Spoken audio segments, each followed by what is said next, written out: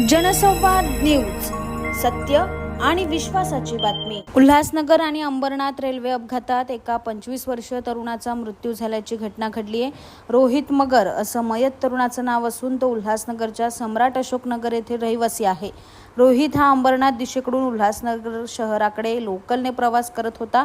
कांसे दरम्यान त्याचा अपघात झाला आणि दुर्दैवी मृत्यू झालाय।